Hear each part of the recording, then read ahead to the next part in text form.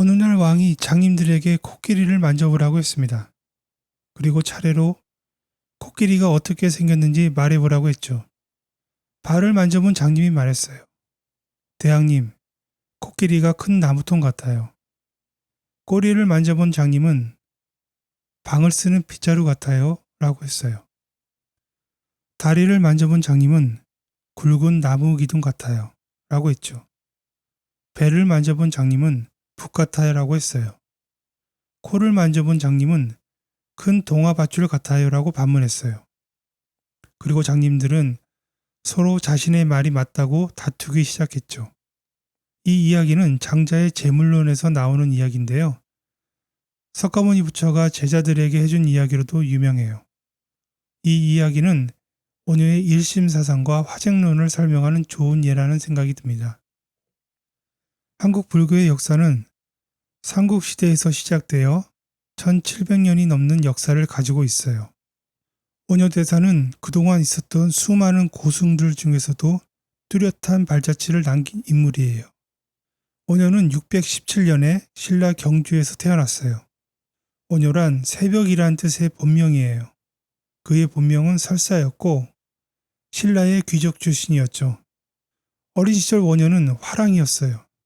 화랑이란 신라의 청소년 무사 집단으로 무술과 학문을 함께 연마하여 나라를 지키는 역할을 했어요. 그러다가 어머니의 죽음을 겪고 출가를 결심하게 돼요. 아버지의 반대에도 불구하고 자신의 결심을 보여주기 위해 자신의 집을 허물고 그 위에 절을 지었어요.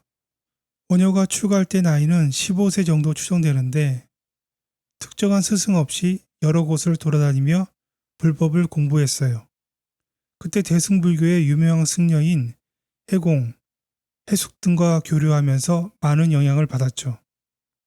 대승불교란 아라한 수행을 통해 개인의 해탈을 추구하는 소승불교와 달리 중생 모두를 구제를 목표로 하며 보살하기를 중시하는 불교 종파예요. 650년 더 높은 수준의 불법을 배우고자 8살 어린 의상과 함께 당나라로 유학길에 올랐어요. 그런데 요동에서 고구려군에게 잡혀 돌아오고 10년 후 다시 의상과 함께 백길로 유학을 떠났죠. 길을 가던 중 밤이 되어 동굴에서 잠을 자게 되었어요. 원효는 심한 갈증을 느껴 어둠 속에서 샘물을 손으로 떠 마셨는데 물맛이 달고 시원했어요. 그런데 아침이 되자 동굴이 무덤이었고 샘물인 줄 알았던 물은 해골에 고여있던 물이었어요. 이 사실을 알고 원효는 역겨움을 느껴 모두 토했죠. 이때 그는 화엄사상의 요체인 일체유심조, 모든 것은 마음에 달려있다를 깨닫게 되었어요. 너무나 유명한 일화지만 당시 상황은 달랐다는 이야기도 있어요. 유학길을 가던 중 밤이 되어 동굴에서 잠을 자게 되었고 아침이 되자 동굴이 무덤인 걸 알게 되죠. 그런데 비가 계속 내려서 하룻밤을 더 자게 되었는데 원효는 전날 밤과 달리 귀신이 보이는 등 두려움에 잠을 이루지 못했어요. 그리고 아침이 되어 깨달음을 얻었죠. 원효는 이미 화엄사상을 깨달았는데 유학을 갈 필요가 없다고 생각하고 다시 신라로 돌아왔어요. 의상만 홀로 당나라로 유학을 떠났죠. 이때 시를 지어 자신의 깨달음을 표현했어요.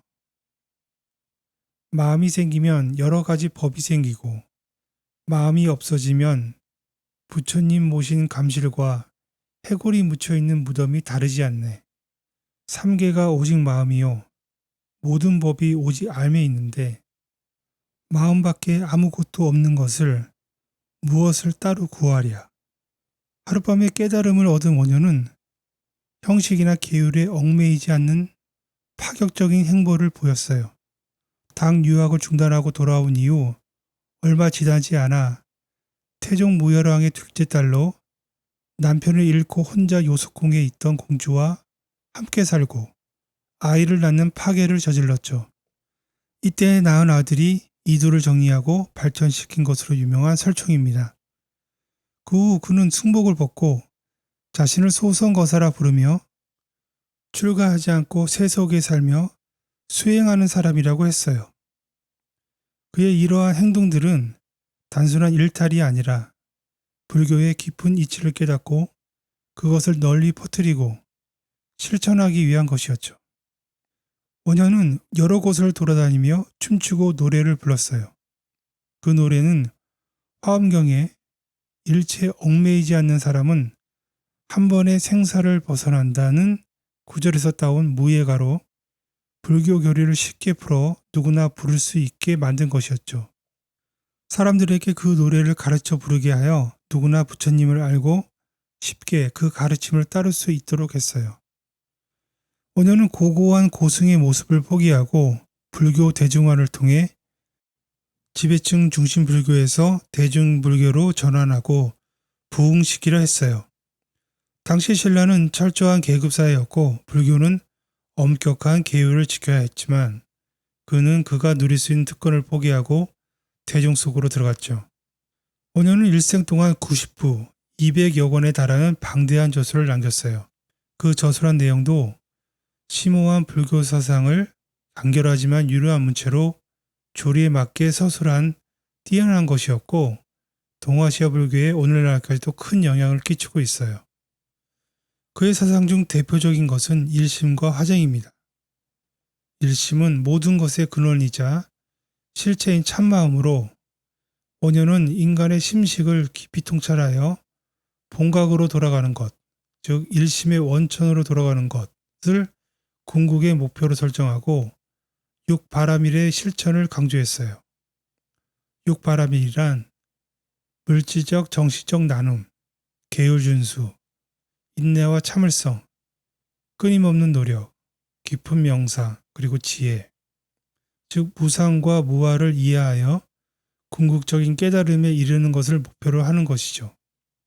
그리고 화쟁은 특정 종파나 경전에 집착하지 말고 이들을 잘 모아 정리하고 조화롭게 통합하여 하나의 참된 진리로서의 불교 사상체계로 모을 것을 주장한 것이에요.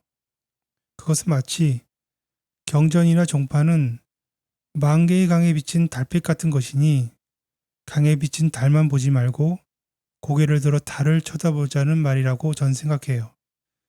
이러한 그의 불교 사상들은 그의 저술들을 통해 논리적이고 체계적으로 정리되었으며 후대 한국 불교에 커다란 영향을 미쳤어요.